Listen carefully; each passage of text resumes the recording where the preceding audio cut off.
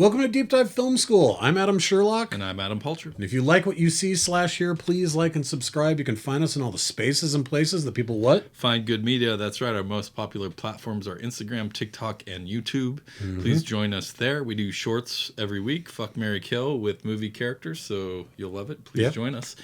This week we are getting into that one scene from the 2007 J.A. Bayona film, The Orphanage. J.A. Bayona. Why didn't he make a bigger splash? I like A Monster Call. Yeah, A Monster Calls. The Impossible was another one of his, and he just made Society of the Snow on Netflix. I haven't seen it yet, but I believe it's about a rugby team that crashes in. Oh, that's him. Okay, I saw the so. trailer for that. It is just weird, though, because like in 2007, when this thing came out, it was like, oh shit, this guy's the next big thing. Oh, I agree. And, he has the support of Guillermo del Toro. He produced this film. It is in Spanish. It's oftentimes thought of as a del Toro film. I think people, which makes sense. It's definitely got the feels of a del Toro movie. This is just an excellent haunted house movie. Is pretty much what it comes down to. I love seeing these types of movies from different cultures. I think that's something that we should see more. Yes. Just because I don't know. There's other haunted house movies. Obviously, there's we've seen seances before in movies, Changeling, right? Changeling, the Others. Many of them, Poltergeist, obviously, like that's the one that's tattooed in my brain from childhood. Yes. What would you say this seance scene, how that sets apart from maybe some of those others that we've seen, why we're talking about it? I think that most seance scenes, if I think of Legend of Hell House, or I think of The Changeling, or even, something like Poltergeist, most of the time the scene is set up to have some of the skeptics there, some of the true believers there. Gotta have both. You have your paranormal investigators or your psychic or whoever. Skeptical dad always. And we have a good one here who invites the police officer without telling anyone. Without telling his wife, which Laura. You can see the look through from one person to another. But and then what happens is something happens that convinces everybody that something bigger is happening here, right? And most of the time, something big has to take place, right? So that could be that a table levitates. That could be that a glass flies across and shatters. In Hereditary, the flame gets huge for a second, right? There's all these different things that happen. I think what happens in this one is so damn clever and so scary by doing so very, very little. It's about the props. It's about the direction. It's about the sound. Sound is huge. And it's always huge in horror movies. And it's about these actors, baby. In particular, medium Aurora. Let's give it up for Geraldine Chaplin, who is so incredible as the medium here. And what's amazing is she's an American actress. Oh yeah. She was in Talk to Her. Oh. But she was also... That's where I recognize her. She's been acting since the 60s. She was in Dr. Zhivago. She's in Nashville. Like, she's been around forever. Whoa. And it's so cool. She does look familiar. Yeah, and she is. She's an amazing character actor, and she's been working forever. Like, if you look, she's like just looking at her IMDb, I'm like, oh, in 2023, you were in like 15 movies or whatever, Still working actively. Well, the context of this scene inside the movie, we have this mom, Laura. Her son has been missing for 9 months. She's searching for answers. She goes to this paranormal conference, and the professor there basically hooks her up with these people. She kind of explains the situation, hooks her up with these people to get the seance going. 9 months, that's a long time.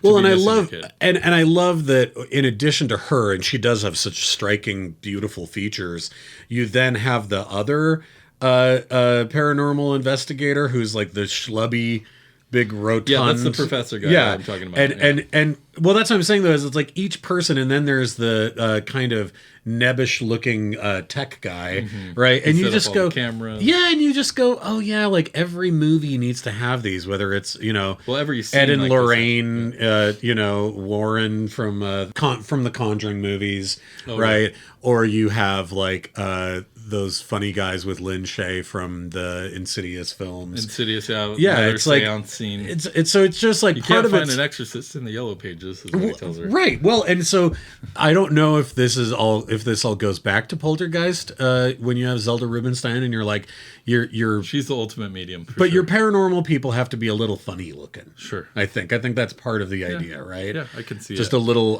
off or a little bit spooky. Well, I absolutely loved this movie when it came out. This movie, and if you've listened to this podcast or watched us for a long time, I've said this countless times, but this movie. This is the poster child to me. Like in film school, I would show this movie and say, this is all about what you don't see, right? It's all what's just off camera. Yep. You don't see it. What's in your mind is going to be way scarier than them panning over and showing you some monster or some dead kid or a ghost or whatever. It's all in your head. And they do a masterful job of putting it all together. It's so intense. There's multiple cameras. You have this grainy black light footage that's actually green. Yeah, that's the one. And because to me, and it's I guess it's a found footage style thing, but there's something to me about it's so much scarier when it isn't even that we're like, when you have a really nice camera, then we as the audience are there also, right? We're with the person who's being scared.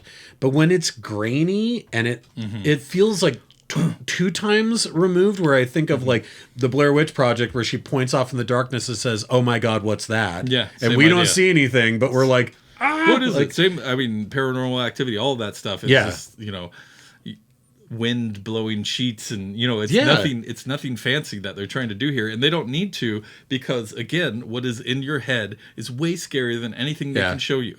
And so, I agree. The sound and audio, it's important in all horror movies, because this does have some music cues and stuff that make you feel certain ways, or and again a very old school style score. This feels like a score from the 70s, with this sort of like shrills, violins, like but especially in this house, hearing those little noises, the creaks, the cracks, the whatever it is, we have the aesthetic of this old house with all this unknown history to these people, right? The ghosts are haunting it, and it's all off screen. But I don't know, just a brilliant movie. And this movie truly has some great jump scares. Oh my God, it has some incredible ones. There's a couple in here. Yeah. Not in this scene necessarily. This doesn't have any jump scares. Instead, what this does is it just winds up tension. It ratchets it up over and over and over again. And as I was saying, the prop design here, everybody else is in the control room except for our medium. You get the strobe light. We have the strobe light blinking on her. We have the camera footage of that kind of like green night vision camera. The little blue waveform, that wavery blue line on the audio monitor, all those aesthetics, the map, the hand-drawn map of the layout of the house, I love it. And the pencil. He's following where she's going. It's so good. I love that element. Good. And the fact that it's jumping back and forth between all of those things as she starts describing, it's cold, though someone left a window open. Horror trope. Total horror Hopefully trope. There's no dog around. Yeah, because it ain't making it through to the end of this movie. But when she, and then we start to get this sound design of these children crying. Well, yeah, she gets put in the trance. She starts walking around. Yeah. She hears things. She feels things immediately. We're not alone. Yeah. All of the very, again. Super tropey, but it doesn't matter because it looks so unique in this way of this night vision greenness. It makes her, and she is this incredibly handsome older woman, but in the green, she looks scary. Yeah, she is a handsome woman, but in the green, she looks scary, right? She looks otherworldly. Her eyes are black and and when she gets to the children crying, she gets to the door, and when she opens it, and the music just hits this fevered pitch. We're and they're sick. all screaming. You open the door. And she the horror on her face, and that's all we see is her face, and she's like, what have they done to the children? Yeah. And you're like, to your point, what you're picturing in your head is so messed up. It doesn't matter what they could have shown you. Yeah, they're sick, they're crying. Oh, it's someone's so much going worse. To kill us. Is Simone there? You know, yeah, is their kid there? Yeah. Like, what the reason we're doing this? And then the monitors all go out. Another perfect trope. Yep. But in that way, though. Yeah, and in that way, you know, the professor starts counting back from 10. And, you know, they don't know what's happening. And there's all this static and the panic in the control room. And then as he's counting down, it's such a great thing. 10, 9, 8. And the monitors are coming back on right with him saying it. And we get to 1. And this is such a perfect moment. It comes back on and she's back in the chair. And he does that pencil line all the way back up. Like, how the fuck did she get there that fast? And it's so...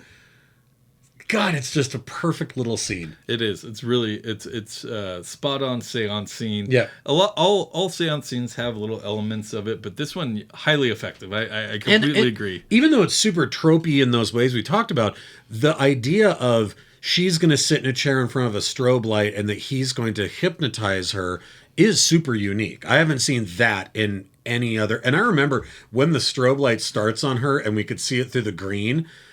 I remember first time seeing this in the theater and being like, I was already so scared from so many things that had happened up to this point that when that happens and the strobe light starts on her and we're seeing it through night vision, I was like, come on, man, give me a break. Can we have something in this movie that's not absolutely terrifying? For sure. It's great. I was so rattled by that part of the movie. I mean, multiple parts of this movie did that to me. Oh, yeah. When I saw it in the theater, for sure. And then we get kind of the aftermath of kind of them discussing, and Bayona does this amazing pan kind of off screen, and he goes into the room and the skeptics are all sitting down. Yep. And the non-believers are both standing up ready to get out of there. Yep. And it's a beautifully framed shot. Like, it looks awesome. You know exactly what he's doing. Yeah. You don't need a big argument between all the people in that moment. Yeah. You're like, everyone knew what they wanted to know from what just happened. And the people who believe, and the people who don't, there's no convincing exactly. them. Skeptical dad, Carlos, I think is his name. Mm-hmm. He's basically like, you know, this is bullshit.